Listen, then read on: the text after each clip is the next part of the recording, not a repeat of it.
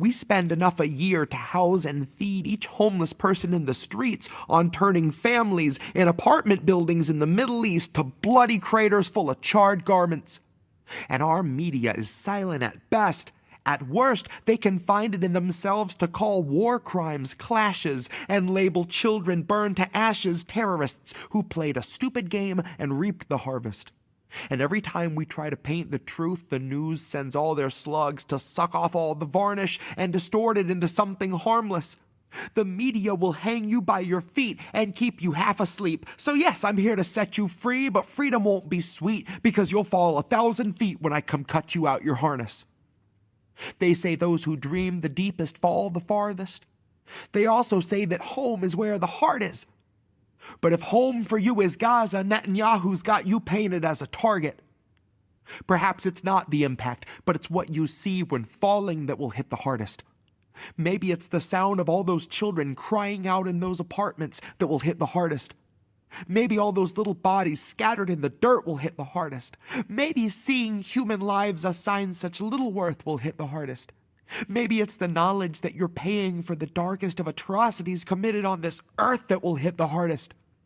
Maybe it's the knowledge that we give 10 million a day to oppressors who possess the kind of Medicare you'll die in debt before you see that's gonna hit the hardest. Maybe then you'll see you've always had more in common with the commoners whose slaughter we fund every day in Gaza than our senators and bosses. Maybe then you'll see our country never had a conscience. And maybe then the retroactive guilt will make you nauseous. Maybe what hits harder than the impact is the act of being conscious, of knowing your complicity and helplessness to try and stop the bloody deeds of Congress. And that no matter who's in office, America preserves its foreign interests by whatever means its greed demands, however monstrous. We'll always need a place to train our Contras.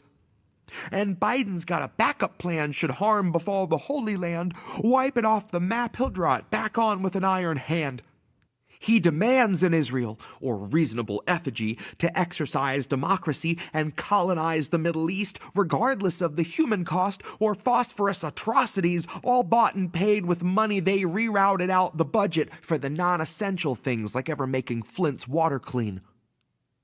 Maybe what hits hardest is the day you see this country for its actual priorities and never more no honest peace attempting sleep.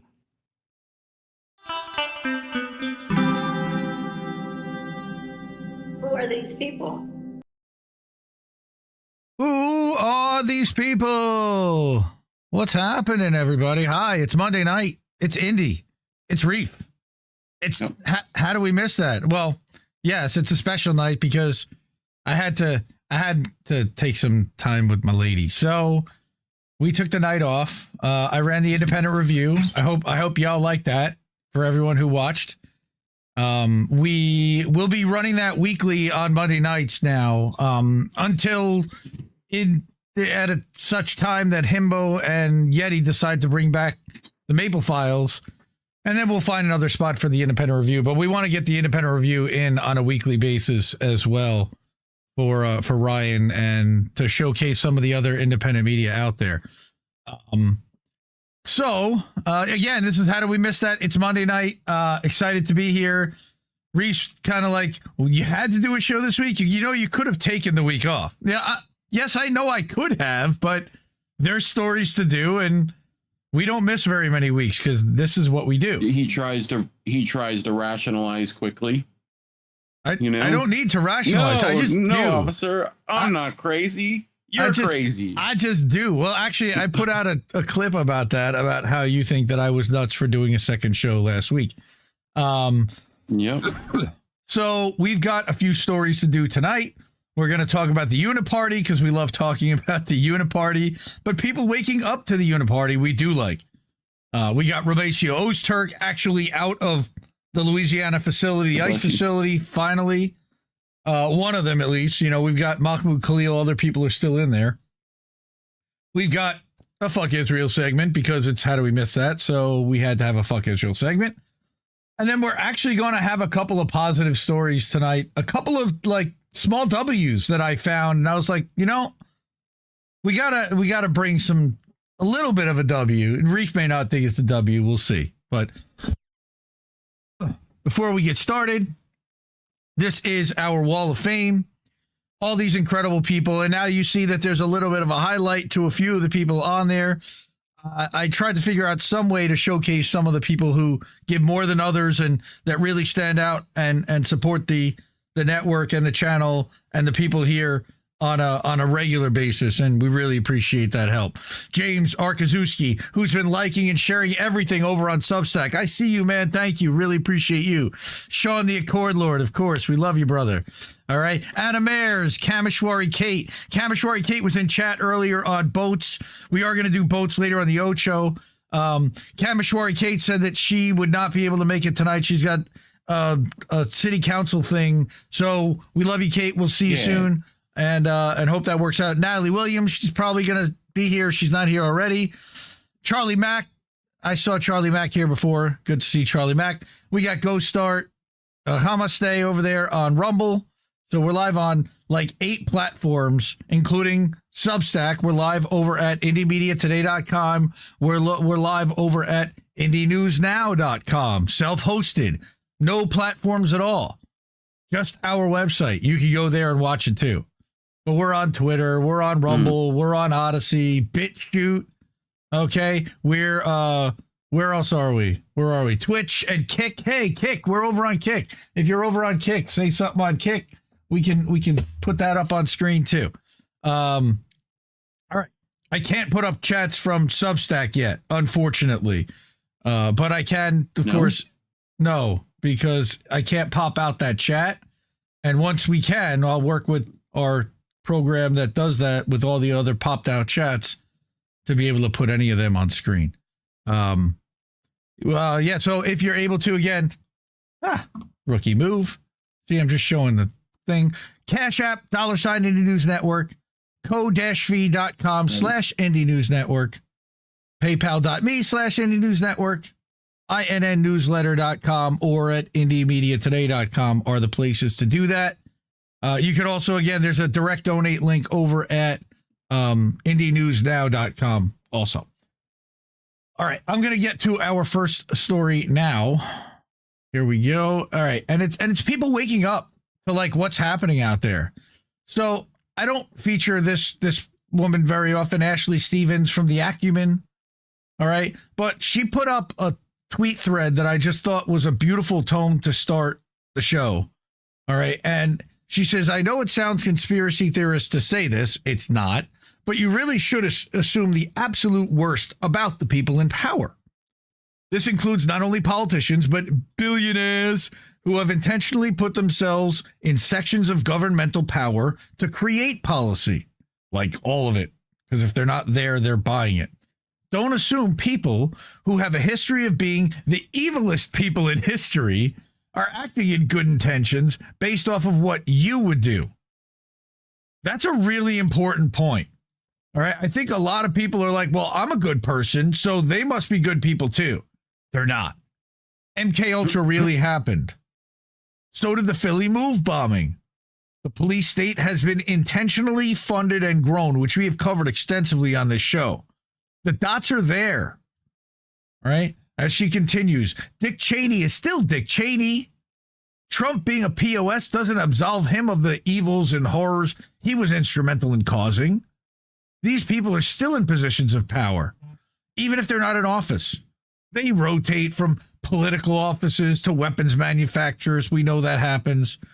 Stop expecting and assuming the best from people who've shown you the worst. Amen, sister. These corporations see paying lawsuits as the price of doing business. Health insurance companies see death as profit. Brian Thompson learned that the hard way. People who work and profit from these jobs are evil. Accept that fact. If you work for a weapons manufacturer, when you know for a fact they'll be used to kill innocent people, you're not a good person. If you have a job where you know part of that will include killing or harming innocent people, you're not a good person. These politicians don't have to vote for bills they know are harmful. They choose to do it. They'll come up with excuses, but we've seen Trump give people his ass to kiss. If Joe Manchin can single-handedly torpedo the Democratic Party and democracy because they want him to, so can any other senator, as we've seen from the rotating villain and Kirsten Gillibrand. And who's the one now they're using to do it? I don't even know because I stopped paying attention. It doesn't matter. It's a role. It's a rotating role. She says, I've noticed that whenever they have politicians of these high-level CEOs of major corporations, health insurance companies, banks, airlines, etc., they're all smiling in their professional headshots, right? They gleefully enjoy their jobs. This is who we're working against politically. These people have the money and the power within our government. They control our politicians being mega donors. This is who we are up against. It's not just Trump. There's a lot of evil people out there in positions of power and authority over our daily lives. I was like, that's freaking great. Like, good. I'm glad she's waking up to it, and I hope she wakes up a lot of other people too.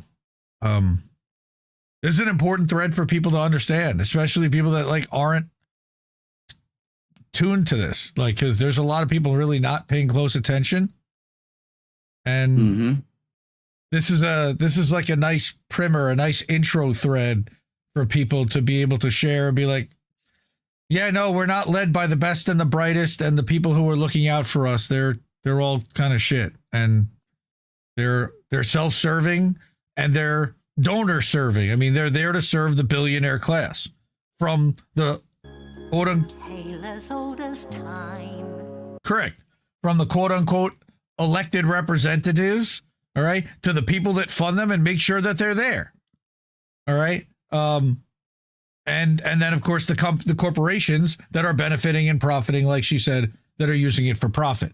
But there's another portion to this, all right? And that's Carrie Wedler, member of the Independent Media Alliance, all right? She did a whole thing about, like, well, would you have rather voted for... Here, check this out. Now, what she does is she equates... She's been, like, kind of, I think, getting upset a little bit by, like, MAGA people coming back and going, well, would you have rather had Kamala? Right?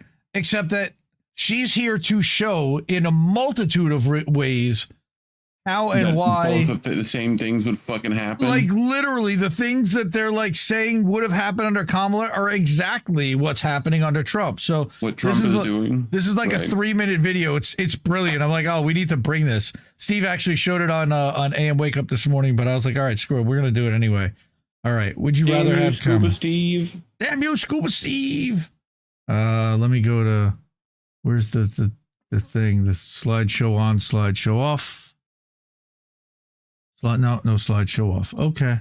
There it is, slideshow off. Again, Now Steve, you can it. come down. We'll get you actually certified so you can be Scuba Steve. He's on, they're live at Blunt Force Wisdom right now on the AM Wake Up channel. So again, Carrie Wedler, Pleasure to Burn over on Substack. Check this out. Whenever I questioned Donald Trump and his diehards, I met with a very rational, very logical argument. Would you rather have Kamala? No, I wouldn't rather have Kamala. I'd rather why have it's so real low? freedom, where millions of people don't get to impose their beliefs on millions of other people through the force of government. But since so many people have this NPC program running in their brains now, it's worth considering how MAGA might be reacting to such a consolidation of private, public, technocratic, authoritarian power and the expansion of government on numerous fronts. If Kamala were doing it. The rapidly encroaching tech oligarchy and their militarized artificial intelligence and surveillance ambitions as the regime supports extremely anti-Maha biotech pharmaceuticals. Kamala's a shill for the deep state and big pharma, enforcing the 9/11 era Real ID Act that further paves the way for biometric national ID, ushering in the New World Order. Trump never would have done this. Continuing astronomical spending, including promising $1 trillion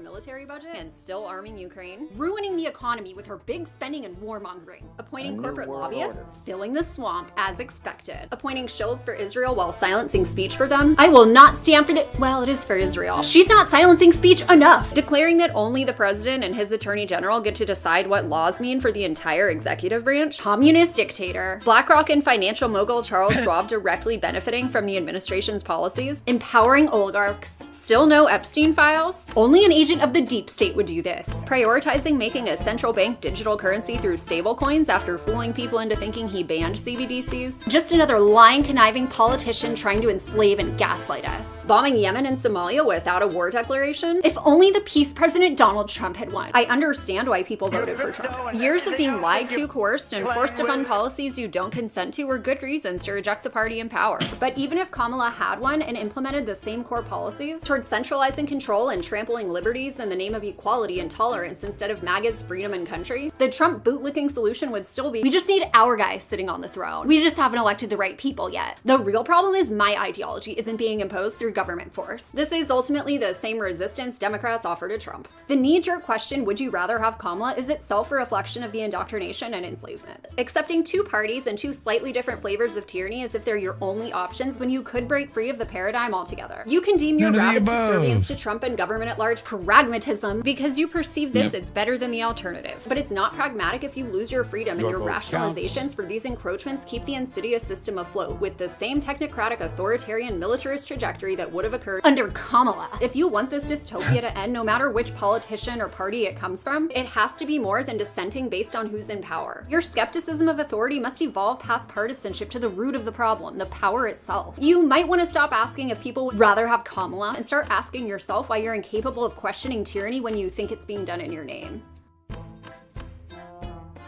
Where would we be without our safe, familiar American bullshit? All right. So that was Carrie. Yep. Again, duopoly, it doesn't matter because it's a uniparty. So we were going to get what we were going to get, either one, blue shit or red shit. They were going to feed us basically the same meal. That's a lot of fun. Oz the Boomer's here. What's going on, Oz? Good to see you. They'll be live. Beauty and the Boomer will be back on Saturday night. Stay away from my chickens, Oz, please. Whatever you do. Where's my? Stay away from my chickens, Oz. You can't find it. That's right. No, I've got it right there. 4 folders deep like mine. No, it's only 2. I'm good. I got a whole Oz folder. But yeah, so that's people waking up to the Uniparty. That's again, more material for you to be able to share out there to wake people up so they can see that shit, man. Yeah, they're not on our side. Again, I know that's kind of preaching to the choir. I just found some really funny and better material to describe it than I've been able to, it feels like, lately, or a different voice at least. And it's people that I think are either coming up on the scene or have been around for a little while that know what they're talking about, and it helps to reference them. So what do we got? Everybody's in chat. Good to see everyone here tonight. Again, we're live over on Substack over at indiemediatoday.com. So go check that out. Subscribe for free if you're able to. Support for a monthly or annual fee. And then, yeah. So that, by the way, that's Reef over there. What's going on with your bong cam? Something's covering your face. Is it? Yeah. I can't see it. Hold on. Yeah, I don't see Reef's it's like face. Locked to vertical. Why would it do that? I don't know, but let's fix that before we go to our next. Hey, there he is. So Saturday night, I did a one-on-one with our friend Gen X Girl, 1994. That was a lot of fun.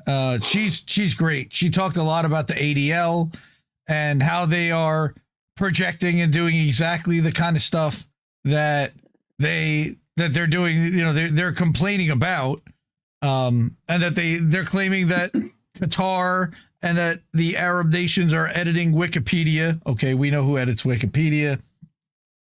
They're complaining that they're losing the narrative. Well, stop killing kids and you'll maybe not lose the narrative as much. Yeah, first exactly. Of all. Yep. But this is like people said he was getting rid of the NED when he fucking didn't. Well, and so I want to mention that. I want to talk about that for a second. I noticed that Brian Bertelic, and I even retweeted it yesterday, shared something back in March, by the way. Yeah, but what that was a note from the guy who ran the NED that he's working tirelessly to restore the funding. That doesn't mean that he was promised the funding or that it was given. And I think that was a little bit misleading because it didn't. I don't even know if that guy still works for the now shadow NED. Like, I have no idea what that is now and whether that money's actually been poured. Obviously, they're struggling and they're trying to get it back for the regime change operations in China. They mentioned China, Iran, Russia, Cuba, and Venezuela. It's like, okay, so basically other than Ukraine, I think, oh no, they said Ukraine too. Everywhere that you have military action or trying to destabilize a government or support a government that is in a proxy war that we've helped set up. Huh. How about that? That's weird. How about that? Now, the Fiorella said when they announced it that they were basically, and so did you, that they were just going to take it in underground and go dark with it. Rubio was going to end up with the budget. It was going to become part of the State Department, not even part of CIA. Yep.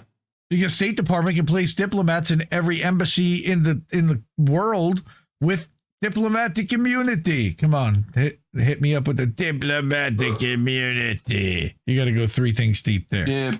Diplomatic. See, now Unity. We got a halfway. Diplomatic community. That's right. So, you know, It's just been revoked. oh yeah. I wish they actually like did that once, but you know, there's a I'm not going to say which one. That would be wishing harm on a specific individual. We don't do that here. Actually, we're going to bring a positive story about a little bit of a W that our side, quote unquote, that the anti-imperialist, anti-Zionist side has won. I found 2 of them in the past week. Well, plus Rumyesa Öztürk, which is sort of a win, but also sort of not a win, which we're going to get into in more detail later on. All right. But this is a Left Voice article. Left Voice is a Indie Media Award honoree from Initial Class for one of the best independent outlets that does not take any sponsor funding. They're affiliated with La Izquierda Diario from Argentina and a worldwide coalition of independent sites. So in the U.S., it's Left Voice. Rita Singer and Kyle Thibodeau, a report from Michigan, that Power and Struggle felony charges dropped against... there too? Maybe. What? But Power and Struggle felony charges dropped against encampment protesters. So finally, a little bit of a break in the wall. All right. The felony charges from last year's University of Michigan encampment have been dropped. We should mark this as a victory. So I'm going to read this article. It's pretty short. It talks a little bit about the encampment, but also remember we covered a raid a couple of weeks ago that Dana Nessel, their attorney general, was involved in also, where they broke down the doors of some of these protesters, graduate students, and like arrested. I don't even know if they arrested them, but they trampled the place. They woke them up at 5 a.m, putting guns in their faces and shit. Like, no need for that. So on May 5th, Michigan Attorney General Dana Nessel dropped felony charges against 7 protesters involved in last year's encampment on University of Michigan campus against the genocide in Gaza. In the same week, and this might have had something to do with it, University of Michigan President Santa J. Ono, I love that their president's name was Santa, resigned and took a new position at University of Florida. So that means that Santa was crushing anti-Zionist or anti-genocide protests. Literally, they had Santa crushing them. In explaining her reasoning for dropping the charges, Nessel noted they were naughty. They were very naughty. Nessel noted that the cases had become a lightning rod of contention. I feel like this is just the next Santa Claus movie, you know? Santa Ono. What's his name? Santa. Oh no! Don't cancel the protest. Oh no! Santa. Oh Who's no! The home improvement guy? Tim Allen. Tim Allen. That's it. There was a Jesse Jett told a hilarious story about Tim Allen and that his phone heard him make that noise and all of a sudden started suggesting home improvement stuff and stuff with Tim Allen in it. the Santa Claus and other movies that dude messed up. All right. So as Kyle continues, as Kyle and Rita, this is a win for the movement and shows the difference that collective resistance can make. Not only can protests and campaigns against repression be effective strategically, they can serve as the basis for the fight to build a strong movement that includes the strategic power of the working class. They show why we need to fight to keep the movement alive. And they show why a militant defense of democratic demands can build the collective experience we need to grow stronger as a movement of international solidarity. All right. As encampments spread across the country and the world last spring in the biggest student uprising since the anti-Vietnam War demonstrations, universities and colleges cracked down. On many campuses, the administrators invited police raids to break up and demolish the student encampments, complete with live streams and news reports of many violent arrests of students and faculty. The only people who were violent, by the way, were the cops and the Zionists, 99% of the time. In other cases, the administrations were able to negotiate with protesters to get them to leave on their own. Many university administrations brought criminal charges against those protesting the genocide. We've still been seeing that even in Colombia. They've still been kicking them out of school. While most of those charges were dropped within a couple of months, by the spring of 2025, some charges still remained.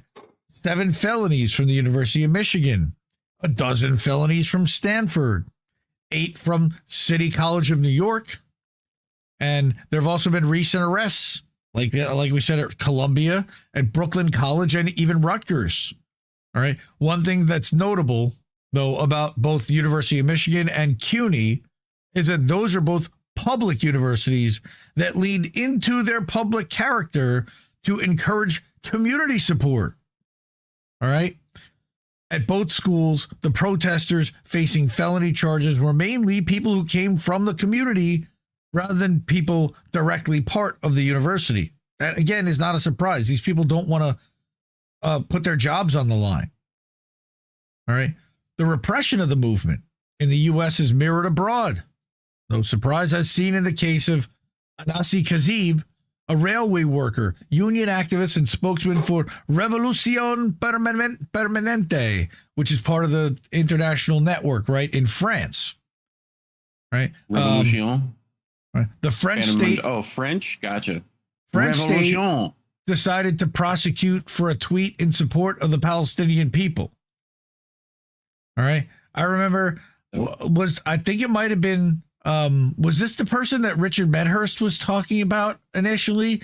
That there was like a Palestinian, yeah, French is the language of love. living in Paris or in France that they persecuted like crazy. I remember this story pretty clearly. All right, by employing the violence of the state, the ruling class was mostly able to stamp out the encampments, demobilize the movement, and keep us from reviving it.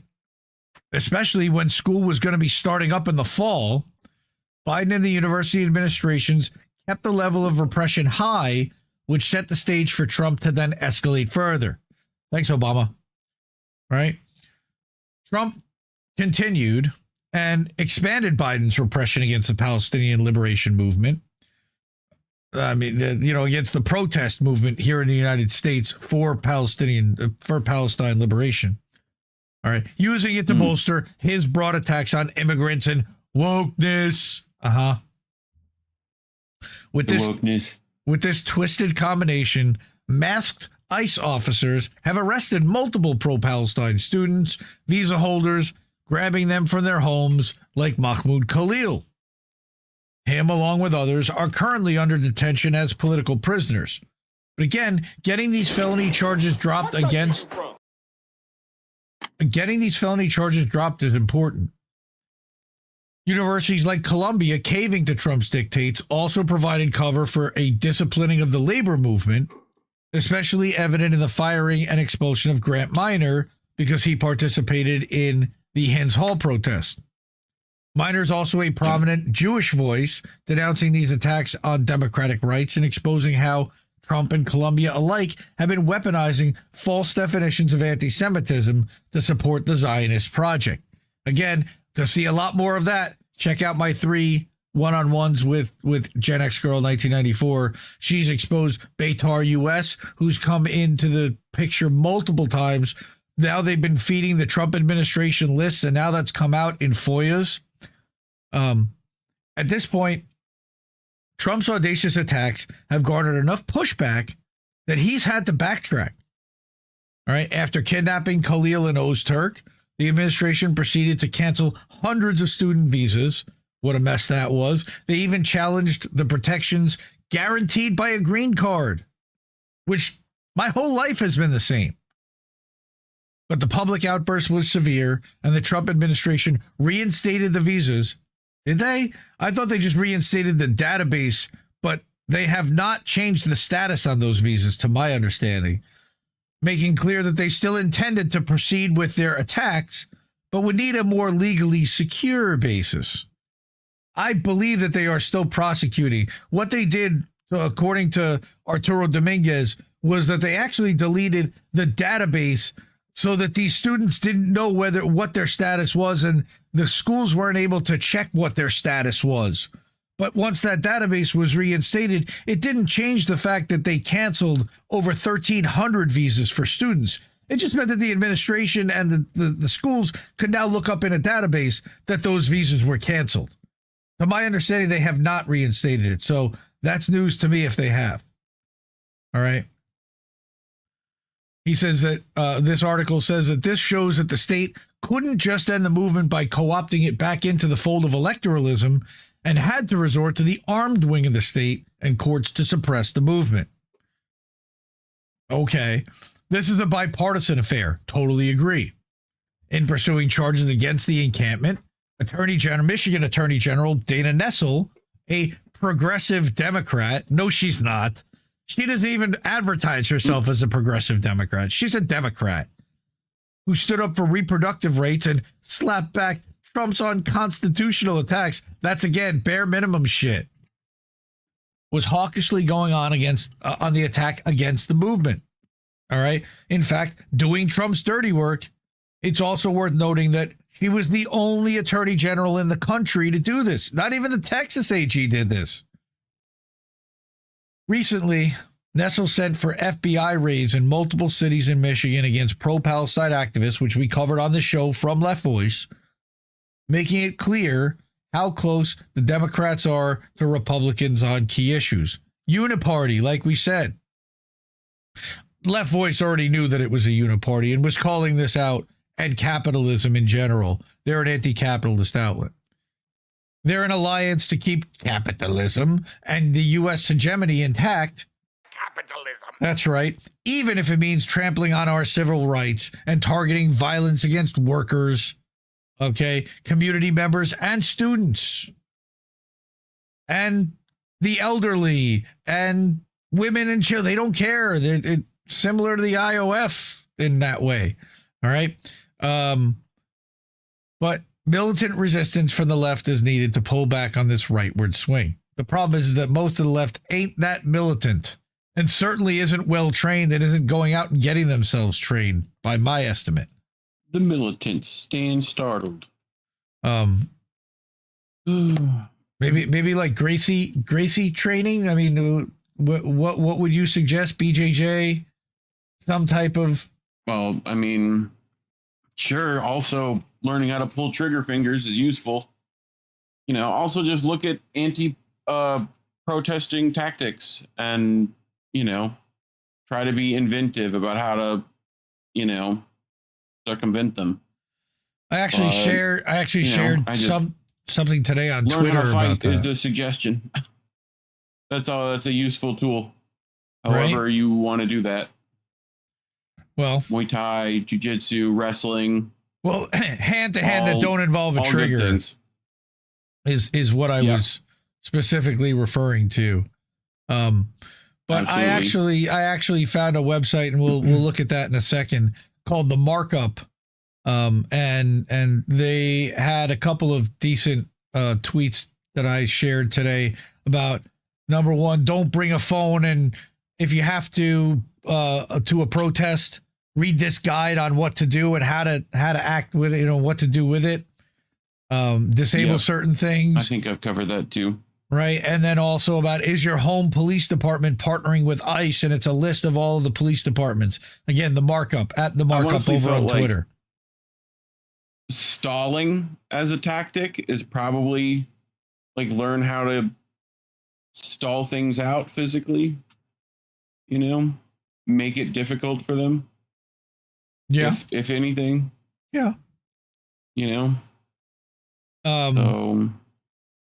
Nessel also did not drop the charges out of the kindness of her own heart. She was facing, quote, months of mounting political pressure from the progressive wing of her own party, according to the Detroit Metro Times, including a protest that disrupted Nessel taking the stage at February's Michigan Democratic Party convention in Detroit. That's nice. I don't really think that the public pressure of progressive Democrats really did anything. It's the donors. It's when the money starts drying up. It's when the people stop giving you money to fight for what you're fighting for, and then you figure out why, and it's because you're supporting genocide. Oh, you mean those people don't want to give you money, and if they're going to do that, they might as well give it to the Republicans that are in power now anyway? Oh. Yeah. With growing dissent from the left, Nessel concluded, I no longer believe these cases to be a prudent use of my department's resources. That's probably because her resources are about to be stripped significantly, my guess is, with Republicans in power. It was a tactical retreat, as there is no way the Democrats could take on Trump in the midterm elections as being defenders of our rights while carrying out unfounded punishment to repress the free speech of students. They certainly could, and they would totally gaslight everybody and act like they were, but Trump would eat them alive. If Trump had to back down on the student visas, the Democrats would look worse continuing with these charges. They would then look to the right of Trump on this shit. You understand? Yeah. Mm-hmm. The movement for Palestine, I don't know if Democrats even care about being to the right of Trump, honestly. Like, they'll just say they're not, but it's the Joker. The movement for Palestinian liberation can only be won on an international basis. We stand in solidarity with the Palestinians being persecuted by Israel to the point of forced starvation in Gaza and the West Bank. And we resist Zionist oppression in our local struggles for freedom of speech and freedom of assembly in the bowels of the imperial core. That's beautiful writing right there. It's like poetry. Our struggles are inextricably linked, because what they're using Gaza as an experiment for how they intend to treat the most extreme neighborhoods in the United States. Yes. We know this. Yep. The AI policing, the biometric stuff that we're going to talk in a minute about biometric stuff. The digital currencies and CBDCs, digital banking systems. Yep. And correct. Yep. So building and protecting the movement within the U.S. and other imperialist countries, challenging the funders of genocide at home with BDS, even if they decide to make it illegal. They can't really make it illegal. I mean, you can decide where to spend your money and where not to spend your money, whether you say so or not. It's very hard to police that. All right. But challenging the funders and hurting them in the wallet is the key to strengthening the level of resistance possible within Palestine across the sea. We must fight for the abundance of food that the international workers produce daily under capitalism to get through that war zone into the mouths of the Palestinians that Israel is now cruelly starving out. Not now, has been for decades now, but now completely. Just as we must fight for the right to protest imperialism itself and assemble forces to build the strength to overthrow this racist patriarchal system from the inside out. Not administration, not presidency, system, baby. Wow, that was like I was a teenager again. It's a system. It's a systemic problem. We keep getting the same because it's garbage in, garbage out on the system. All right. As a global community, we must join our struggles and link the working class and oppressed across borders.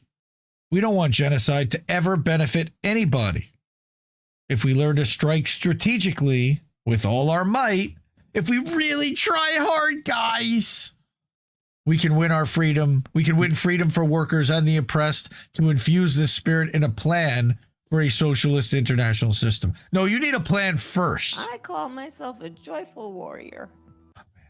I call you a drunken warrior. With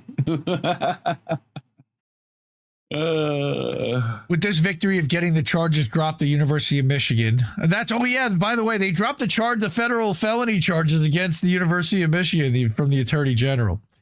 The movement can see that the state is not invincible and can be combated by joining students, faculty, and the community in a united struggle for Palestine, linked nationally with other struggles of the working class and oppressed. Yeah, I mean, tie it to workers. Yes, sure. Mm-hmm. And workers should fight for divesting and for BDS and for higher wages, better working conditions, fewer working hours for same pay, etc. Trump doesn't have a mandate, and his attacks against democratic rights have received considerable pushback. In some ways, yes, but in other ways, not really. The more we push back as a united force, the more Trump will have to moderate the administration's attacks. It depends upon the way you push back. It's not just about pushing back as a united force. It's about methods, and it's about the avenues that you use to do that. Due to determined struggle, not duty. The Democratic Party, their duty, had to pull back their attacks against the movement in order to seem like a viable alternative to Trump. They haven't really. They still support Zionism, and they've just been in the shadows about it a little bit, but they're still there. This opens for the movement a little more space in order to unite our fight. A strategy that can win as we celebrate in getting the felonies dropped at U of M. Man, that's a lot of language just to get there. Now we have a moment to strengthen the movement nationally and internationally. This can be done through open democratic discussion, where the rank and file sectors of the movement, students and workers, including through mass assemblies and public meetings, to discuss the current situation and debate what to do moving forward. I think a screening of Louis Theroux's The Settlers should also be included there. All right, I think that's instrumental in waking people up to just how bad it is. The minute they see it, they can't unsee it. We must find ways to connect and share about the processes and conclusions of our struggles along the way. By utilizing our strength in numbers and our creativity, we continue the next battle of the fight, secure the release of the Rutgers protester from jail, drop the Rutgers charges, drop the CUNY 8 charges, drop the charges against Anase Kazib, and at the same time, we must tighten our ranks to be ready for any future repression that will certainly be targeting the movement, like infiltrators who are constantly on their way in, trying to ingratiate themselves and eventually torpedo and cause drama, infighting, and derailing movements. That's the whole point of sending in those type of agents, chaos agents. All right. Ghost Star, thank you. Day 71. Ceasefire airdrop from China, who ignored everything and said, fuck it, we're doing it anyway. China. But no trucks or aid. And it's just as awful as it gets. And there has been some movement on that this week. Allegedly, Trump made a deal to get the one American hostage out. He made a deal with Yemen, allegedly without Israel at the table, which got them very upset. It got a lot of people thinking that there was some kind of a rift there. And Bibi even said that we might have to make alternative plans basically to move forward without full U.S. support. That's bullshit. All right. This is all, he's only doing this with Abraham Accord countries. So this is all a smokescreen, guys. Remember who Trump is. All right. He's the heel in a WWE wrestling skit. Shout out to Angel Rivera, Angel in the Afternoon, and Pro Wrestling Talk, which was live on the Ocho last night. Got a record, I think, most number of views we've ever had on a Pro Wrestling Talk show on the Ocho since we started it in January. So thank you to everyone who's watching over there. American bullshit. But Trump is an expert in manipulation, in playing the heel, in creating the facade. And he's got script writers that can help put this together so that everybody wins in their minds and comes out with a little bit of face. This one fought this one. Oh, remember, you know, it's, well, he pushed back against Bibi. How can you say that he's such a Zionist? Because he takes orders from Miriam Adelson, and he's still planning on leveling Gaza, and he still let them take portions of Syria and portions of Lebanon and didn't say shit for the entire time.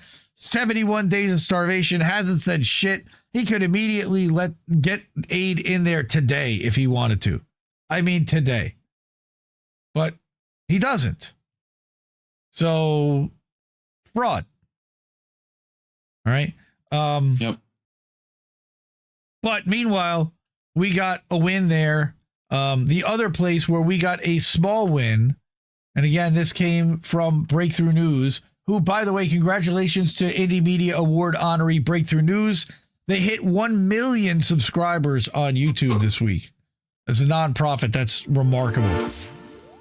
University of San Francisco will divest from defense companies supplying Israel, including Palantir, L3 Harris, GE Aerospace, and Raytheon by June 1st, following sustained pressure from student activists. Also really important, my goodness. And what's really important about this is University of San Francisco is where? Silicon Valley. In San Francisco? Where's Palantir based? Silicon Valley. This is their Silicon backyard. Valley? They have to turn around and hit companies that are right in their backyard and say no. And this comes after months of protests, including a recent library occupation renamed in honor of Hossam Shabbat.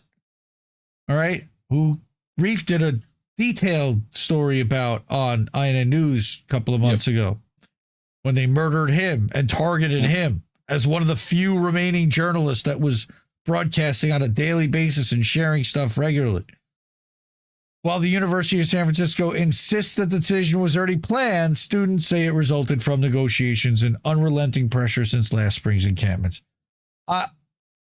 They're certainly not divesting if there's no pressure. They're just not. So that's a win. And we're going to take that as a win. All right. But also, you know who divested of INN is YouTube. So if you're able to, and of means, this is where you can do so. Cash App, $ Indie News Network, ko-fi.com/Indie News Network, paypal.me/Indie News Network, and at innnewsletter.com, or at indiemediatoday.com, where we are actually live right now over on Substack. I'm so excited to be able to stream live to Substack. Such a geek about all that stuff. I'm sorry to be like a little over the moon about it, but it was a struggle, man. I begged these guys for years, hey, we would like to be able to send the show there. Got a nice, base of people that subscribe only through there. That may be the only place they see us. How do we get through the algorithms? And what I love about this is that every single person that subscribes. Substack newsletter near you. Yes, every person that subscribes to innnewsletter.com gets this emailed to their inbox when we go live. Guaranteed. I don't have to worry about the alerts not working or the filter. If you turn on the emails, you're going to get it. Yona, smoke more of the weeds. Oh, you know what? I need to move this over because I put the Cash App there. Thank you. Yes, we do like to smoke more of the weeds and smoke more of the dabs too. That's what my thing is on lately. All right. Seb Applejack for DEI. What? DEI for Israel? No, well, we don't want a DIE for Israel or DEI for Israel or anything for Israel for that matter. Your drunken fist technique is no match for my tiger claw. Nice. Kill your egregores. Good to see you, man. So yeah, it's a Monday night and we're here and we're doing this thing. So let everyone know, share the stream, share it out, share the show, share the fucking show. That's what we like to say. So if you're able to, again, Monday. Yeah, it's Monday night. We're going to be back on Sunday again next week. I don't know what we're going to end up doing on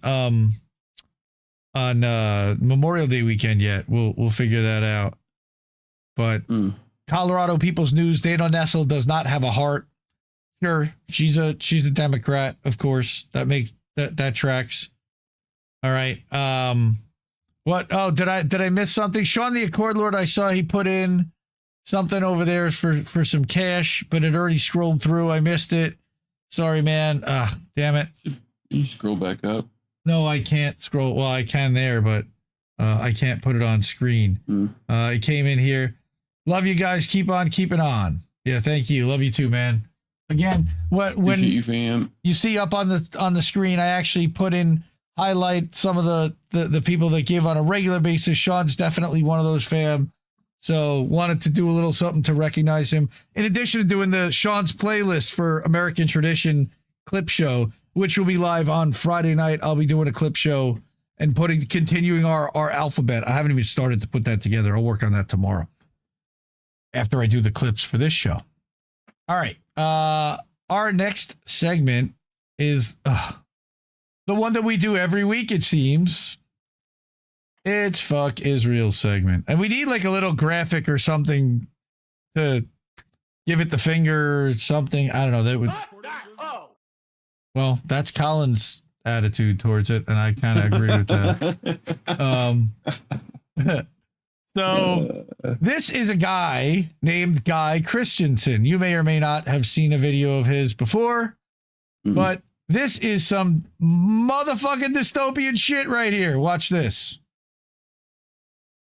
This is extremely dystopian. In Israel's final solution for the Palestinians, which their war cabinet voted unanimously into motion yesterday, May 5th, 2025, Israel will be establishing biometric camps in southern Gaza, erecting compounds run by foreign mercenaries who dictates who and who doesn't get aid. These areas will be under full IDF control, and they will be able to snatch and murder whomever they want to on their way to get aid. This will be social engineering on a micro level. They will be able to punish journalists, critics, and activists, anyone who they want. The plan lays out how this works. Each individual family selected to receive aid will get a package that contains the bare minimum calories needed to sustain them for 7 days. In exchange for this, the family will have to submit their biometric data to the IDF. This comes after 65 days of total siege on the millions of Palestinians in the Gaza Strip. They haven't received a single delivery of food, water, medicine, nothing. The only thing that has entered Gaza for the past 65 days has been American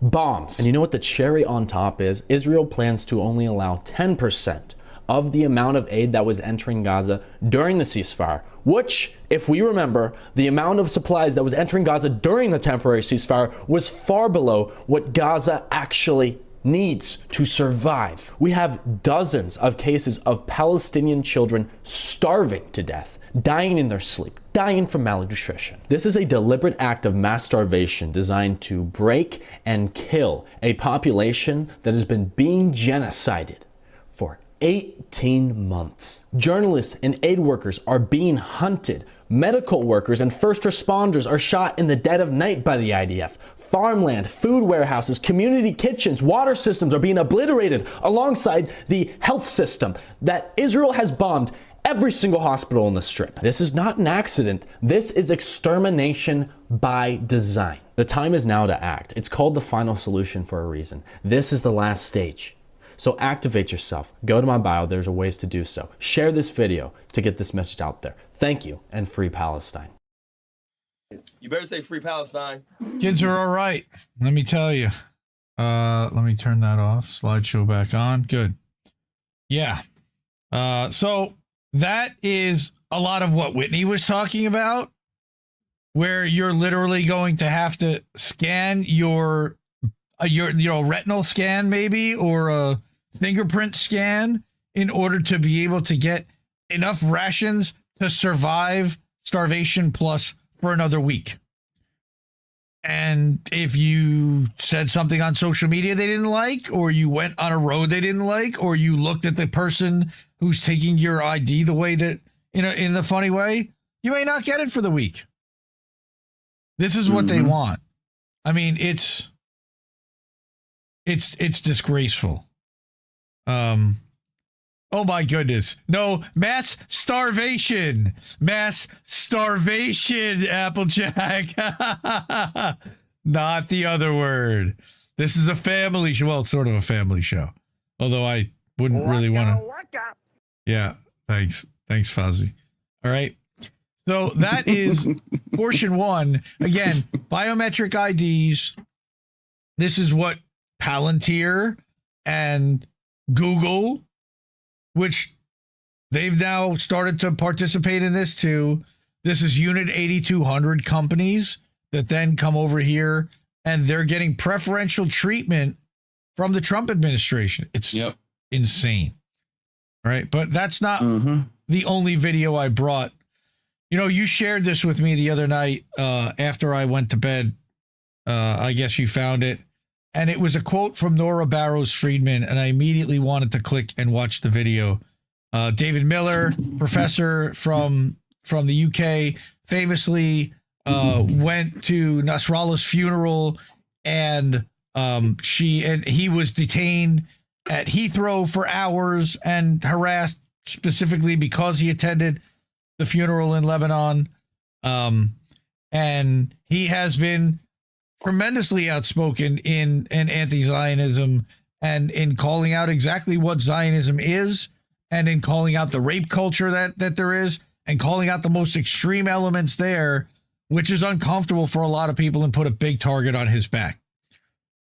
Here he's quoting Nora Barrows Friedman from the Electronic Intifada, who's a also Indie Media Award honoree. Electronic Intifada, one of the best outlets there is in covering the struggle of Palestinians from their perspective, at Intifada on Twitter.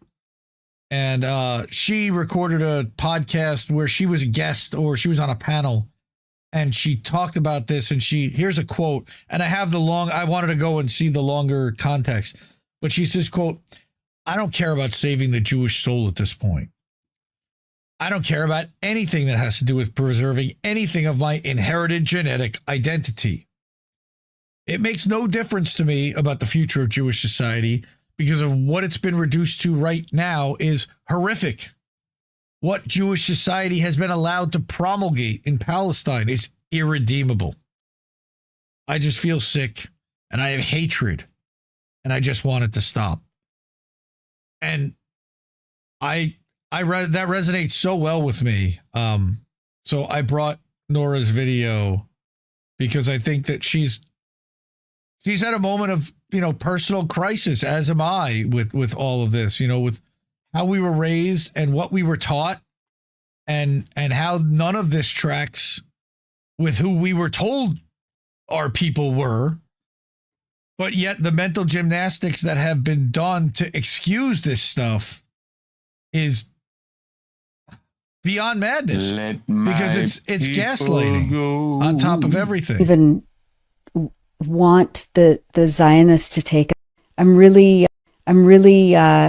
stuck because I don't even want the Zionists to take up any space in my head at this point. Like, I don't care. I don't care about saving the Jewish soul at this point. I don't care about anything that has to do with, preserving, anything of my inherited genetic identity. It makes no difference to me about, the future of Jewish society, because what it has been reduced to right now is horrific. What Jewish society has been allowed to promulgate in Palestine is irredeemable. And I don't know. That's just kind of where I'm at. I'm just at a place of just like, I just feel sick. I feel sick, and I have hatred, and I just want it to stop. I'm really, So there's only one thing that stood out to me that I wasn't crazy about there, which was kind of the conflation. If you outlaw religion, and most of these sex crimes would disappear in a couple of generations. Yes, but the conflation there of Judaism and what Israel is doing, and how they're bastardizing and twisting it to the point where she's even using the language in a way. And she's like one of the most, she's such an incredible fighter on behalf of the Palestinian people. And as an anti-Zionist Jew who's incredibly outspoken, I have the utmost respect for her, but we all get caught by it. That's part of the Hasbara. That's part of their goal and their game is to get you to co-opt and use their language in describing this and their terms and their framing. And yes, it's Jews that are doing this to the Palestinian people, but it's not all Jews. And she knows that more than anyone because she's been fighting as much as any Jew to make it stop. With her voice and with the platform that she has. And I also, you know, I what resonated with me there is the feeling of hatred and anger at being claiming that we're being represented by these people, that in any way, shape, or form, the connection that I have religiously with them could justify anything that they're doing, and that I would be okay with any of that. And they're just speaking for me, you know, the douchebags like the Shai Davidis and the Bill Ackmans. And this then becomes the perception of what Jewish people are to so many people. And it's just wrong. And I think that's part of what she's talking about. But of course, it's also using that religion as that justification, which we've never given our permission for, nor they've ever asked us, nor would they give a crap either way, because we've been screaming for 18 months, not in my name. And they continue to do it and spit in our faces and then say that we're not Jews and that we're self-hating Jews because we don't want Israel to murder Palestinian babies that are less than a year old. I'm with you, Nora. I love you, and thank you for all you're doing. Really, I hope a lot of people are out there. She is in the corner, showing their appreciation for being outspoken and speaking against our own community. There are not enough of us, and I also don't speak out as often as I could publicly. Part of that is because of family stuff, and it gets very complicated when you've got, you know, very close family members. Do you walk away from your whole family over this? I mean, it happened. It's been happening, and it's really tough. So fuck Israel for even putting us in that position at all. So, yep. Let's continue with fuck Israel by having the obvious question asked by Jason Hickel, who's a pretty smart cookie. Don't always agree with everything you post. This one was right on. Just curious to know what the reaction would be if someone bombed virtually every hospital, every school, and most civilian housing in Israel, and then openly planned to implement concentration camps and ethnic cleansing there. Because that's being done in Gaza, and all I hear is silence. Cowardly, nauseating silence. So this isn't necessarily a story. Now, Lisa here, who's a Kennedy researcher for JFK and RFK, she's unfriended nearly everyone in her life for their silence at this point. And some people have done that. And I deeply respect the people who have. But sometimes that's just about everybody in your life. And it's really hard on those people. And I have feeling for them. It is more complicated than that with people who this is not on their radar, and it's not necessarily something that affects their life on a daily basis, even though they see it affects my life on a daily basis. And that hurts. Who are these people? Who are these people? Thank you. Yeah, that hurts. Sure. But everybody's got to do what they have to do to survive right now. And I just think that there are people that need to stick their head in the sands and believe what they need to believe, because otherwise it would bring their world crashing down together. And that doesn't necessarily serve anyone when they're holding it together to support 4, 5, 6 other people that have nothing to do with any of this. It's a very complicated situation. I don't know how to say any less about it. And then I got one more about the dam cracking and about just how much Israel has caused their own destruction. All right. This is a very powerful 2-minute speech from somebody I would never ordinarily bring on this show. It's a member of the House of Commons in Parliament. All right. Middle East Eye shared this. Speaking in front of the House of Commons, MP Mark Pritchard condemned Israel for its actions in Gaza and the occupied West Bank. And he says, I've supported Israel pretty much at all costs. And he says, I want to say that I got it wrong. And he's going to go a little bit more into this. He starts out by hedging, of course, right away. And we of course, don't like that. But we'll go here. Slideshow off. Okay. Let's make this go. Deputy Speaker, of course, Israel is an important security, trade and democratic partner, but that gotta kiss their ass a little. Blank check. The fact is that 13,000 children have been killed, 25,000 have been injured, maimed, wounded, orphaned, some of them. And many of them. For many years, I've been in this House 20 years, I have supported Israel pretty much at all costs, quite frankly. But today, I want to say that I got it wrong.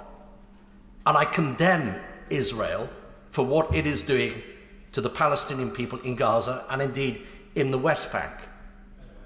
And I'd like to withdraw my support right now for the actions of Israel, what they are doing right now in Gaza. Of course, the hostages should be released. Of course, that Israel has a right to exist. Of course, he throws of course, the Israeli people, the Jewish people should have the right to live in peace. But so do the Palestinian people. And I've said it before, and I'll say it again, that the life of a Palestinian child is as precious as the life of a Jewish child. Again, and this particular moment in time, we've had lots of statements over the last 18 months. Palestinian child, Jewish child. What about no, it should have been Israeli child. If you're equating 1-to-1 Palestinian child to Jewish child, because guess what? There were Christian Palestinians, there were Muslim Palestinians. At one point, there were even Jewish Palestinians. Oh my God. Yes, there were. But they've murdered all of those, of course. But I just wanted to, again, note that he mentioned Palestinian child, Jewish child. Terrible. Child is as precious as the life of a Jewish child. And this particular moment in time, we've had lots of statements over the last 18 months. This is not only this Parliament's not greatest hour. I'm really concerned that this is a moment in history when people look back where we've got it wrong as a country. Can the minister stand up to our friends and allies in the United States and make a strong stand for humanity, for us being on the right side of history, for having the moral courage to lead, not just to follow the United States, and to make a difference? That's why we're all elected here. Let's stand up for life. Let's stand up for all children, not just Jewish children. And you heard some people there supporting him going, yay, yeah, yay. So that, again, you know, Jacqueline Hemmings, thank you for the tip. $5 over on the Ko-fi. She says, it sounds like this MP is more scared of losing his seat in the next general election or by-election than he is worried about the Palestinian people. Maybe. That's the first half. I'm not going to lie. Maybe. He's saying the words. Yep. He's saying the words. Which has taken them how long to say the words? Well, that was about to be my other point, which took you how long to get even there? Right. Like, how many babies had to die before you figured that out? Before you had to say something? Move Reef over there. Reef Center. He moved over. Okay. So, fuck Israel. I'm glad that there are at least some people starting to worry about this potentially being a political liability, because they certainly haven't worried about that for a while. And that's a good thing that they're doing this, you know. Again, it's a pander to Israel. You couldn't expect them to go Claire daily, but for somebody who has been an ardent Israel supporter his entire career in Parliament, I don't know how long he's been there. It's always a good thing when somebody that they think is on their team stands up and goes, "Nah, this ain't right anymore, man. We got to stop this. We can't listen to the U.S. We can't take it up the wazoo from Israel." All right, even though they all do, you know. Again, it was a little pandering, sure, but at the same time, I haven't seen too many speeches like that in Parliament. So I'm happy to see at least some of it happening somewhere in the Five Eyes countries. It's been happening elsewhere for sure. All right, so that is the end of the Fuck Israel segment. All right, we're good. All right, so we definitely won't get monetized for that. So thank you to everyone like Jackie Jack. She's already on that wall of fame. If you want to be on that wall of fame and you're not already, the ways to do that are down in the corner. Cash App, ko-fi.com/Indie News Network, and it'll make the Who Are These People show up on the screen. PayPal.me/Indie News Network, INNnewsletter.com, and live at IndieMediaToday.com also. All right, so you can do it. All right. The other story that I brought tonight. Don't let your dreams be memes. Do it. Is that Shia LaBeouf? Is that his name again? Shia LaBeouf. That is correct. Nice. Dude, I think he got like more. Side of your car door window and you see Shia LaBeouf. More popularity from doing those little GIFs, I think, than anything he ever did. Which is really funny. Don't be sleeping on the Holes movie, bro. You better not be sleeping on that Holes movie, dog. The one with Sigourney Weaver? The movie, son. Is that Sigourney Weaver? There's a Holes movie. There's a movie with her as like a warden of a school or something. Yep. And I forget the dude with the girl's name at the end. Is he called Leslie or something like that in the movie?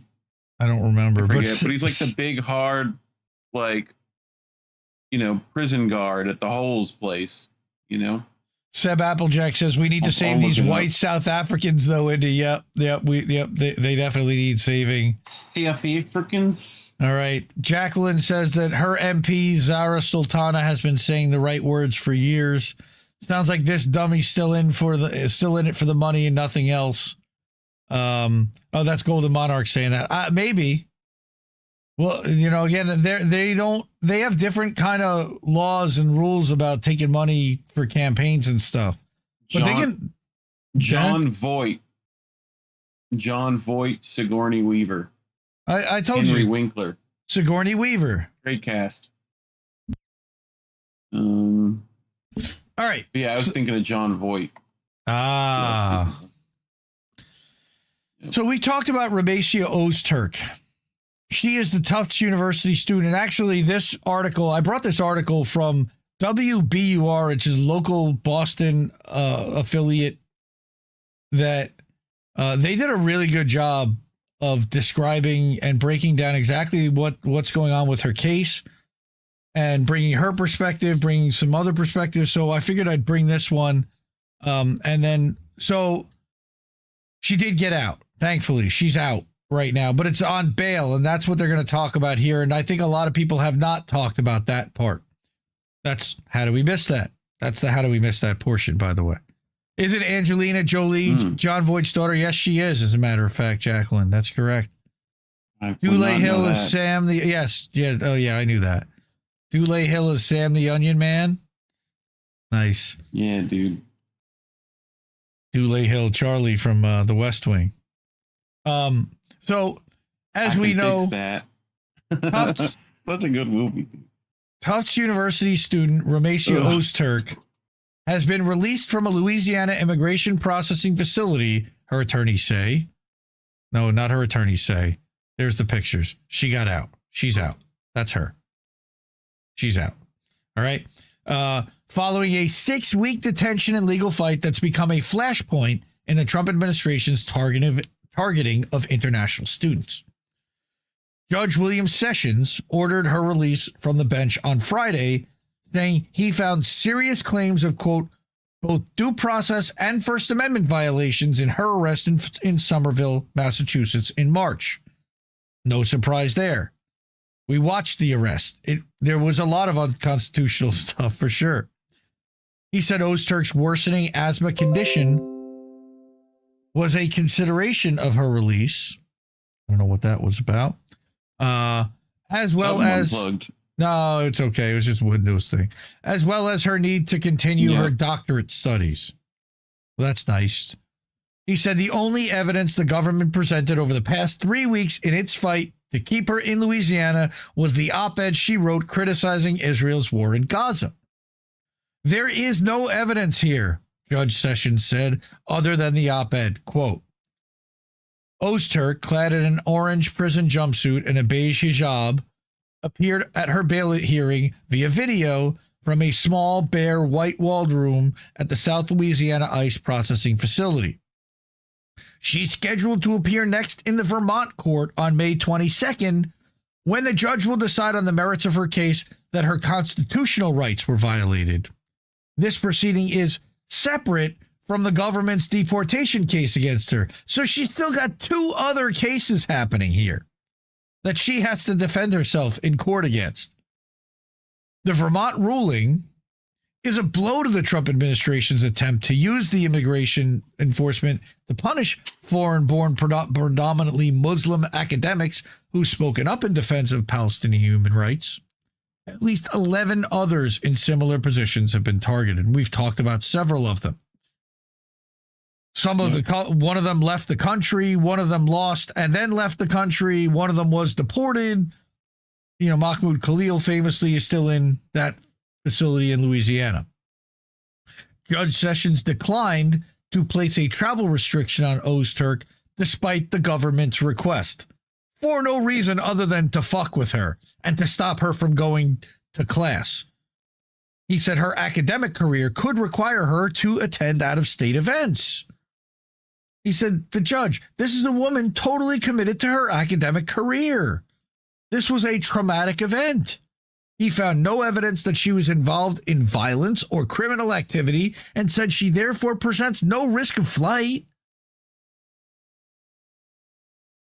Tufts University spokesman Mike Rodman, in a statement, said the school was pleased with the decision, as they should be, but they also should have been fighting much harder to get her out. Yeah, here, now it's really easy for him to take a victory lap. We look forward to welcoming her back to campus to resume her doctoral studies. Noting, and he added, that nothing in her co-authored op-ed in the Tufts Daily student newspaper violated either the university's gatherings, protests, and demonstrations policy or its declaration on freedom of expression. The school didn't care, but the Trump administration did, because Beitar did. Beitar. because Planet Beitar handed the Trump administration a list of pro-Palestinian and anti-genocide protesters that they wanted rounded up and deported. And the Trump administration delivered. It was Ozturk's first public appearance since her arrest on March 25th. They disappeared her for 6 weeks. That was a harrowing night in which she feared for her life as immigration agents took her to New Hampshire, Vermont, and then Louisiana. She was unaware that her student visa had been revoked days earlier. Like I said, Left Voice said that the student visas had been reinstated. No, the website where the visas were housed was reinstated, so the schools could only look up, once again, whether the visa had been redacted or not, or revoked. And in her case, they did revoke it. On Friday, amazingly enough, she was calm and composed as she answered numerous questions from lawyers and the judge about her medical condition, which she said has grown worse in the crowded quarters at the immigration jail where she's been held for 6 weeks. What a surprise. Quote, so you think the frequency and seriousness of these attacks has increased because of your exposure to such things as cleaning supplies, etc.? Yes, she said, I'm indicating that both the duration, intensity, and frequency has increased because of the constant triggers surrounding me and also stressful environment that I'm living in right now. The government offered no witnesses and asked no questions of Ozturk herself because they expect that authoritarianism, you're just going to railroad through whatever they want. Well, Judge Sessions said no. And then what they're going to do is they're going to attack the judge and call him an activist judge and say that he's legislating from the bench when he did exactly what the job of a judge is. In court Friday, Michael Drescher, acting U.S. Attorney for Vermont, reiterated the government's jurisdictional arguments. Ridiculous. We continue to assert that this court is neither the right forum nor is the right time is this the right time for hearing this claim? What is the right time? Because you haven't given her due process, locking her up for 6 weeks without a hearing. Multiple federal judges disagreed with that argument, including the Second Circuit Court of Appeals in New York, which ruled this week that immigration officials should return Ozturk to Vermont by next Wednesday. DHS suggested it planned to fight that ruling, but under Friday's order, Ozturk's free to live in Massachusetts and travel to Vermont for hearings, which DHS did not like. Asked about the judge's comments Friday, White House Press Secretary, 27-year-old Caroline Leavitt, who's married apparently to a 60-year-old dude, I learned, told reporters, quote, lower-level judges should not be dictating the foreign policy of the United States. Like I said, legislating from the bench, reiterating prior statements that he's got a point. That it's a privilege, not a right, to come into this country on a visa, which she already was given and has done nothing but been a solid citizen. She just spoke out against the government that you don't like. Guess what? That's not against the law, assholes. Massachusetts Attorney General Andrea Campbell, in a statement to WBUR, called Ozturk's release a welcome step toward justice, but she noted this is just the first victory in a long legal road ahead for someone wrongly targeted by the federal administration because of her political views. It's 100% political, and I don't think that they even deny that. Yeah. Marco Rubio has yet to produce any bit of any evidence or anything that she has done beyond writing this op-ed.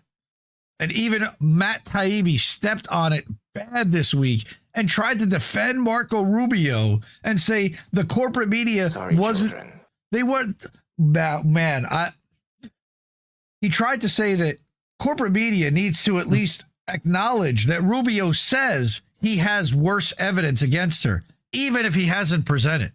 You done messed up, Aaron. Oh, dude, he done messed up real bad. And not just me, but a lot of journalists, independent journalists, tore him apart for it and said, you've been weirdly apologetic of all the Trump administration shit. And we get that you didn't like we get you didn't like what the Biden administration was up to because Well, they persecuted him personally and sent the FBI after him, sent the IRS after him. But fuck, man, like doing mental gymnastics and siding with Rubio over this grad student who got rounded up in the middle of the night by ICE because that asshole revoked her fucking her visa unbeknownst to anyone in the middle of the night. Fuck that guy so bad, man. Marco Rubio's such a piece of shit. He's not going to be fired. He's doing exactly what he's told to do. And he was handled the job that, what's his name, that Mike Waltz had, that, what was that, a national security advisor type of position. He's serving in multiple positions at the same time. McMahon was firing Taibbi. Oh, okay. Well, that was the bit. Good. McMahon can fire to fuck Taibbi too. All right, because that was bullshit. Like you claim to defend free speech, but you're gonna advocate for somebody who got arrested for 6 fucking weeks and put in jail because she wrote an op-ed. What would you be doing if they did that to you, Matt? Oh my God! Can you imagine the outcry? No, that was sheet. 100% sheet. And I called it out on Twitter. Very much. And I called it out on Substack notes. And I said, this is like a cancel my subscription, my paid subscription level bullshit right here. Like, I can support plenty of other independents that can use the money a lot more than that douchebag. Like, come on, man. Don't do that. Mental gymnastics to support the Trump administration because they're not Democrats. Really? Embarrassing. All right. Nearly 24 Tufts colleagues submitted affidavits of support on behalf of Rumyesa Öztürk in her legal fight. In interviews with WBUR, friends recalled how she fostered a tight-knit community at the school's interfaith center, helping organize weekly gatherings, volunteer shifts at homeless shelters, and fitness classes for stressed-out PhD students. Yeah, what a terrible person. Totally take that person off the map. Quote, Rumyesa is best described as a sweet, caring soul. But along with that, she's someone who had the courage to speak up. She might appear shy, but she also has a boldness about her. All right. I mean, I couldn't imagine if one of us got swept off the street and it's left up to everybody else to kind of bail us out and set the narrative and fight for us. Who would be there to do that? Thankfully, there are people who do that on behalf of... You violated the law. No, she didn't. But thank goodness there are people that are ready to stand up on behalf of this student. How dare you, White Run Guard? And others. You stop that. Members of the Massachusetts congressional delegations had visited Ozturk last month in Louisiana, photo op, and pressed for her release. In a statement Friday, Senators Ed Markey and Elizabeth Warren... snake, and Representatives Ayanna Pressley and Jim McGovern, no friend to any of these prisoners, really, except on the surface. Let us be clear, Rumyesa should never have been abducted off the streets of Somerville, had her visa revoked, and been moved to the detention site of more than 1,500 miles away in all violation of her constitutional rights. Yeah. Guess why? Because... you guys decided to railroad... You got no friends in Washington, D.C. Yeah, but they decided to railroad Kamala Harris as their nominee against this clown. They didn't put up any resistance. They haven't actually fought. They're waiting until after the barn doors open to close it. The horse is already gone. Oh, let's close that barn door and make sure that no horse will get out now. Fuck these people. Are you fucking kidding me? Yeah. This is a victory for Rumyesa. For justice and for our democracy. But remember, she's still got a bail hearing in 2 weeks. So again, this is her getting out. Thank goodness she's out. She didn't deserve to ever be there in the first place. All right. Now, this was a couple of days before, and it's related, but this was the decision to not change venue. All right. That...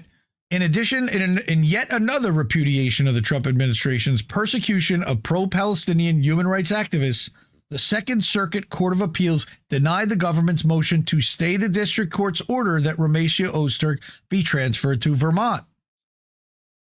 The Second Circuit Second Circuit addressed at length the government's contention that Article 3 courts don't have jurisdiction to decide habeas petitions like Ms. Ozturk's, rejecting every single claim in support of this core argument made by the government. This decision is similar to that who got rid of that habeas corpus? Who did that? Thanks, Obama. Who got rid of that? Thanks, Obama. The decision is similar to that of the district court in Mahmoud Khalil's case from last week. All right.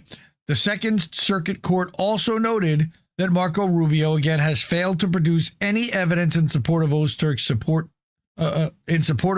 detention, apart from the op-ed she co-authored, arguing that Tufts University, where she's a grad student, should divest from Israel. Her bail petition should be heard soon in the Vermont District Court, and she'll hopefully be released from custody at that time. This was, again, before they released her on Friday. And that, again, there's the official court decision documents there. But the fact that they weren't allowed to move venue, she can now live in Massachusetts, go to school there, and drive to Vermont, and that she's no longer detained and she's free to go and attend classes is a big win. And a big shot against the Trump administration. All right. So that is Rumyesa Öztürk. Fuck Trump. It's bullshit. They're getting rounded up for speaking out against a foreign country. Let that sink in. That's right. And that's going to be precursor to getting rounded up for speaking out against our country. All right. Who was it that first noticed that Taibbi made a habit to not talk at great length about Gaza? I don't know. A lot of people have been pointing that out for a long time. I know a couple of correct for quite a bit. All right. You know? Yep. Quite a few. Again, I don't think that he was Elon's stenographer, quote unquote. I don't believe that a lot of what he reported on was quote unquote handpicked or whatever. It was handpicked by Twitter's lawyers, but he found whatever he could find in those documents and presented what he found. What he was looking for was the Democrats colluding with Twitter management, which he found a lot of. The FBI, CIA, all that stuff was real. He could have looked at other stuff. I'm sure there was a few lanes he could have went down, but they might not have gave it to him, even if he fucking asked. So Marco, oh not mio. Yeah, that's right. That's the point. Right. It's so frustrating that, again, and remember, it's a recurring theme that so far, I think just about everything that we've talked about tonight, Israel has had some influence on the narrative, on the discussion.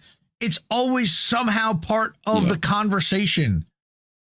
I'd like it to not be at some point. I'd like it to not be at some point. Maybe sometime we'll get that. You know, we'll have to end Citizens United likely because they're buying our Congress. They're buying our politicians left, right, and sideways to make sure that they're still in the narrative and part of the narrative. And then they've got the NGOs and the think tanks where they dump a bunch of money. And then they've got the tech companies and the Unit 8200 and the spyware that they're the Pegasus type of spyware that they're installing on devices. So they don't even need to be in the room. We really need to take a hard look at, quote unquote, our closest ally and look at divesting substantially and breaking from these murderous fucking thugs. Because if they're willing to drop bombs on babies, what do you think they're going to do to us? Do you think that... My disappointment is immeasurable. And my day is ruined.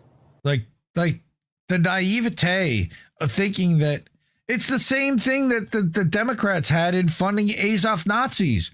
When you start giving money to these people, you're now in bed with them, and the minute that it stops, they turn on you as if you were the enemy the entire time. It's every time. So good luck with that. But you've made us all less safe as a result. Thanks for that. We're certainly not going to be monetized for talking about Rumyesa Öztürk. So if you're able to, and it means, please, Cash App, $ Indie News Network, ko-fi.com/Indie News Network, paypal.me/Indie News Network, INNnewsletter.com, or over at indiemediatoday.com as well. Both of the Substacks coming to a Substack near you. I do have a lightning round, and I had a few things I wanted to share with you on there, and then we can get to boats. So thank you to everyone who's here and hanging out. Good to see you all on a Monday night. We will be back for our usual Sunday night show this Sunday night. And then we're going to do boats next as well. So lightning round. Okay. This made me sad. It's me, Elmo. Elmo got fired this week, and Unfortunately, somebody Elmo was recently laid off because of the federal budget cut. Elmo worked in Sesame Street for 35 years. And he still sounds like that. Elmo loved his time on Sesame Street. Elmo's going to miss his friend Big Bird and Cookie Monster and Ernie and Bert and Abby and Grover and Count and so many more. I don't think Elmo would use as many words, first of all. They made Elmo's day so much better. Somebody wrote this LinkedIn post on Elmo's behalf. Elmo is looking for his next opportunity. Elmo's good at so many things, like hugs. Elmo loves giving hugs. Elmo can recognize the letter E for eviction, spell his name, feel empathy, sing Elmo's song. Jesus Christ. And ask how you are doing. I put in the eviction part. E for unemployment. E for employment, too. Elmo is open to full-time or freelance roles. If you hear of any opportunities or want a hug, let's connect. And if you want to help save Elmo and his friends, please urge your local congressperson to save public media. While Elmo is sad, Elmo is excited for what's next. And one more thing. Elmo loves you. I thought that was sad as fuck and funny at the same time. Again, fuck Trump for that, because that would not have happened under a Democratic administration. They would not have canceled Sesame Street. Yeah. So that's number one of the lightning round. Go follow Elmo from Sesame Street on LinkedIn if you're not already. I think he could use some friends.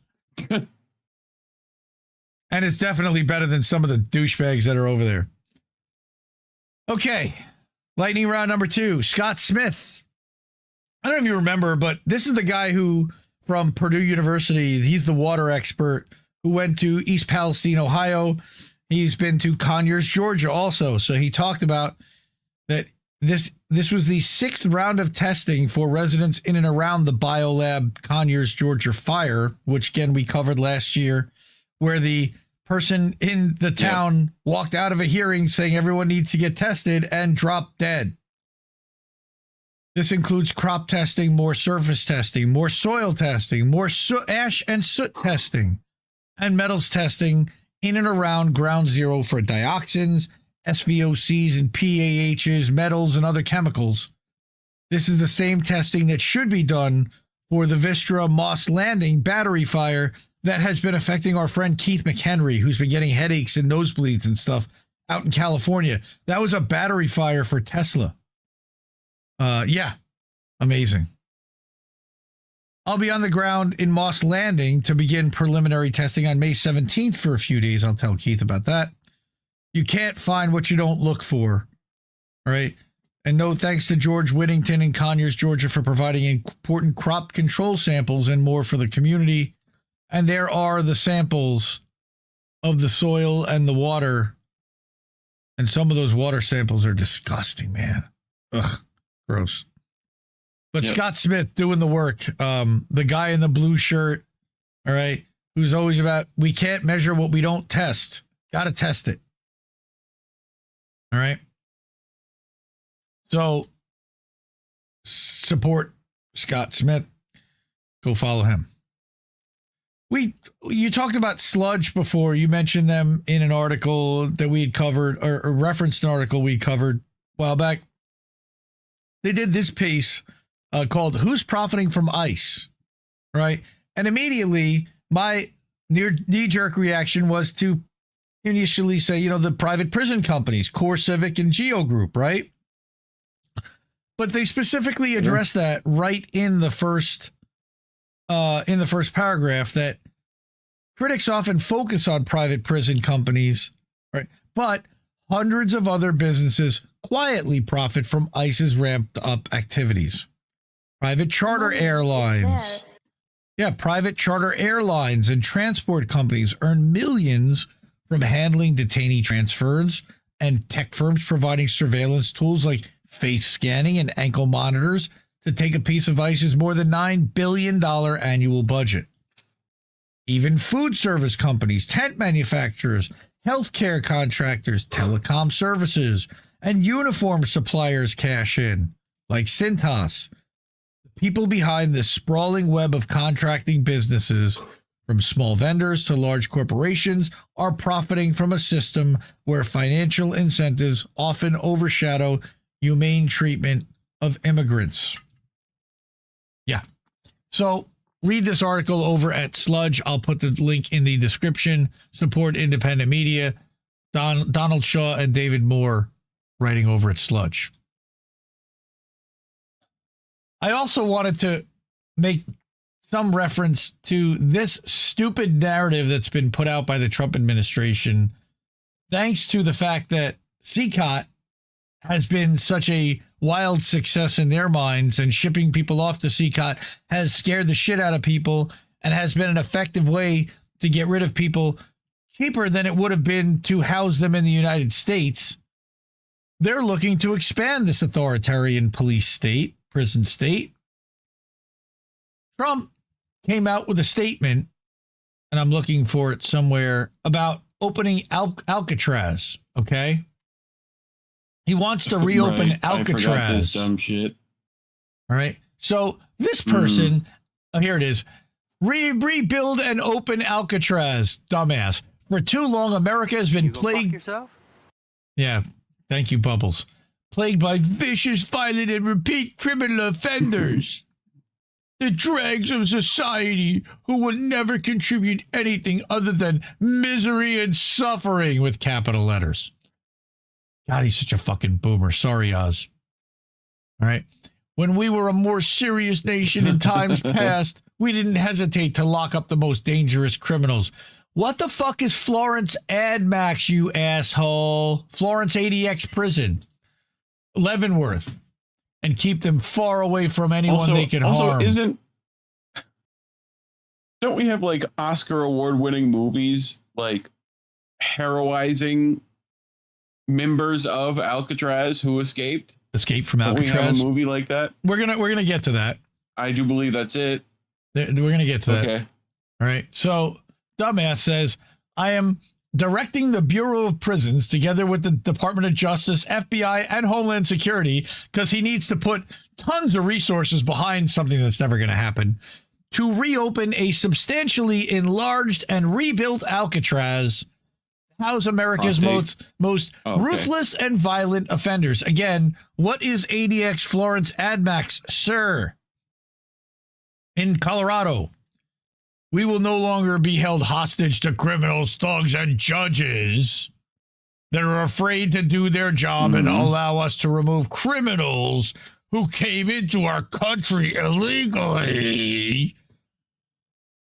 God, what a fucking douchebag piece of shit. So glad you assholes in this country decided to elect this dickhead. Thanks for that. Right, all right. Right away. So this person, Perspectives, the podcast, Shane Burkett, had to point out the obvious. Alcatraz is a National Historic Landmark that closed in 1963 because it was already falling apart and too expensive to operate. It now belongs to the National Park Service, not the DOJ, not the Bureau of Prisons. It's a museum, not a dungeon. But hey, let's entertain the fantasy. All right, rebuilding costs $750 million to $1.2 billion. Their buildings are corroded, unstable, and unsafe. Rebuilding for seismic safety alone in earthquake-prone San Francisco is hundreds of millions of dollars. And that's before you install modern prison technology. Utilities are non-existent. Add another $250 million to $400 million there. There's no plumbing, no fresh water supply, no sewage treatment, no electrical grid. No problem. Every drop of water and every watt of power would need to be ferried in or built from scratch. Transportation and logistics. There's no bridge. Every inmate, staff member, and food shipment would then have to travel by boat or helicopter daily. I don't see a problem there. You'll also need a Coast Guard presence 24/7 to prevent escape and ensure safety. That's not going to cost us anything. All right. Now you move back. I got to move you back now. Damn it. Operational costs, $100 million per year. Staffing an isolated island, which means hazard pay, housing stipends, massive turnover, plus modern security infrastructure like surveillance AI, riot control, and medical services. And then you have the legal hurdles where you can't just reopen Alcatraz. It requires literally congressional approval, which you probably get, environmental studies, which you won't get, public comment periods, they'll railroad through that, and lawsuits from preservationists and human rights groups, which will keep it tied up in the courts for a decade and well outlasting Trump's term. Good luck getting that through. And then you've got symbolism versus reality. Turning a tourist attraction into a dystopian monument doesn't make us safer. We don't need a fortress island. We need criminal justice reform, investment in mental health, and community safety initiatives. The total cost is looking like $1.5 billion to $2.5 billion. That's not law and order. Christ. That's performative authoritarianism with $1 billion price tag. No, a $2 billion price tag, because you know that the estimates are not. Go ahead. I know a cheaper option. You know, like there's a island we already have control over. You could just hide all the sex criminals there you want. You know, I think they already were doing that. I think it's Epstein Island. I think we could use that one. Do we own that? I believe that was not a U.S. build a prison on that island, I believe, but I could be wrong. Let's talk about solutions, not stunts. I mean, Israel can probably let us borrow it. Now, there was a more detailed... Now, Hair on Fire, if you didn't read that thread, this guy over at World Socialist website wrote an article about it and further breaks down for a lot of reasons why this should not and will not happen. All right. Though it was only built to house a maximum of 336 prisoners, it averaged only 260 to 275 per year. All right. Well, we know the Trump administration loves to overstuff prisons, so there'd be 1,500 people in there for sure. All right. There you've got the reference to Escape from Alcatraz and Al Capone being housed there. All right. But the thing is if they really wanted to build an island prison, they don't need to build it there. They got plenty of islands they could build it on where there's already infrastructure, bridges, electricity, and everything else. And they could build a state-of-the-art facility from the ground up. This symbolic nonsense about Alcatraz because he saw it in a movie. He's such a fucking moron. I swear he's such a moron. Like, this is moronic shit. This is appealing to chuds. Thus ends the lightning round. Fuck Trump. Fuck the Democrats that would probably allow this to go through because they love the prison state and they love placating Trump wherever they possibly can. And they love giving money to cops and they love locking up protesters and people they perceive to be criminals. So I'm sure they'd be down with a lot of this shit. But reopening Alcatraz is ridiculous and silly. Who are these people? Thank you, whoever that was. Thank you. Really appreciate that. Margaret, hey, what's going on? And Villa she's great. All right. Now we're up to, let's hook up our friends because they need our help. Okay, we've got Shanda. She has been fighting small cell lung cancer. She's raised over $1,000 since she turned back on her GoFundMe. Really appreciate that. All right, and she needs our help paying bills. Same thing with Andrew and his daughter, Anna Marie. All right, fighting brain tumors. They've had to raise the goal again to 6,500. They're getting close to the 6,000 that we were at last week. Again, thank you to everybody. Andrew really needs it, and he's messaged me how thankful he is that we've shouted this out. That Misty has given us a lot of light as well and shared this GoFundMe. If you can share the GoFundMe, if you can share, it's what is it? Andrew Zigman 1, I think is his Twitter handle. I'll put the link in the chat as well if you can share the GoFundMe. Really, she's started undergoing treatments. She's lost her sight, and they've now started to like teach her Braille and teach her to walk with a cane. They need a lot of help, and they had to move to Cincinnati for the treatments. I also wanted to make reference to the one-on-one that I did with Gen X Girl 1994. We aired that Saturday night over on the Rumble and over on everywhere, including over at INNnewsletter.com. That was great. 2 hours, almost 2 hours worth. And she blows the cover off of what the ADL is doing.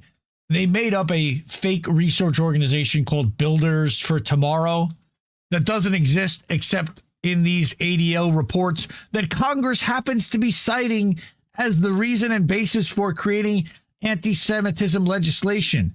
It's a fake organization. It's a fake research. It doesn't exist. They made it up. But they're providing some kind of third-party validation to the report in producing it with the ADL. No, it was just the ADL, but no one would take it on its face if it wasn't. So by all means, check out my one-on-one with Gen X Girl. You can watch it on all our channels. And then finally, I wanted to make reference to Indie News Now. Like I said, we're live over there. You can go to the Watch Live page and watch us live whenever INN is live and chat through the Discord. But also, I built a news site that has articles and Rumble videos for you to watch and check out. And this rotates and works 24/7. So you've got articles from Consortium News and Labor Union News and The Dissident. And this is Jason Burmis did a clip about Matt Gaetz's insane interview about Israel. All right, a good one, where he pulled the cover off and he literally said, you can't have a successful political career in this country if you don't support Israel. Bunch of things to check out there. So that's IndieNewsNow.com. We're going to go over to boats, smashing in other boats in a minute. But before we do, one last time, if you're able to, really appreciate the support from Margaret and from Jacqueline and from Sean tonight. The ways to do that, again, our Cash App, $ Indie News Network. Let me check the Cash App before we get out of here. ko-fi.com/ Thank you. /Indie News Network. PayPal.me/Indie News Network. And then we've got the Substacks at INNnewsletter.com, as well as over at IndieMediaToday.com, where we are live right now. No new Cash Apps tonight, but that's okay. I really appreciate everybody's generosity in helping us fund this thing, keep the lights on, and pay for a restream and the Canva so we can keep making nice thumbnails and backgrounds. And you're going to notice a nice new background for the beginning and intro and ending of boats tonight. I do not forget Substack, Kelly Albertine. Thank you. And thank you for being here. Really, we love Substack. And so glad that we can finally stream over there. But come back to, we're going to go over to INNnewsletter.com for boat smashing and other boats on Substack. We're going to switch over to INN 8, the Ocho channel over on YouTube and on Rumble. So go check us out over there. And then we'll be live over at our Bitchute, Kick, Odysee, Twitch, and Twitter /X, whatever you want to call it, and IndieNewsNow.com as well. So we'll be live at all those places starting in a few minutes. Just going to switch things over And we'll be back real soon. But in the meantime, thank you so much. I love you all. And support sponsor-free independent media, because we need it more than ever. Independent media. Support independent media. We need it more than ever. Mwah. Ciao, baby. No! We just fucking lost the stream! Operator errors are so tough for audio.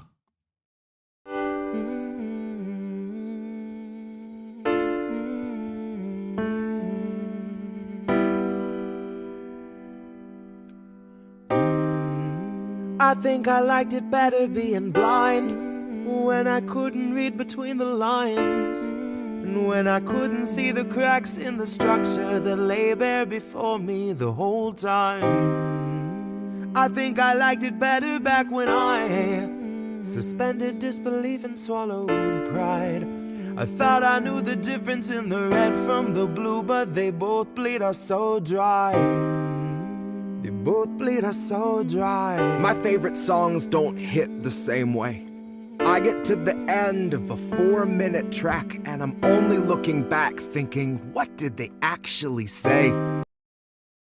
Can't keep giving us nothing and think we're bluffing about coming for your heads. Why play civil if you won't listen to 50,000 dead? And now we know our mission, we form a militia, make Congress a prison. No, I play civil when all these dead won't make you listen. What's more American than slaying your oppressors? What's more American than liberty or death first? God, I thought we were founded on abolishing the tyranny of those who would starve a village all to live empirically. And I regret that I have only one life to give for my cause now that I can see the cause so clearly. See, I want our leaders, regardless of party, to fear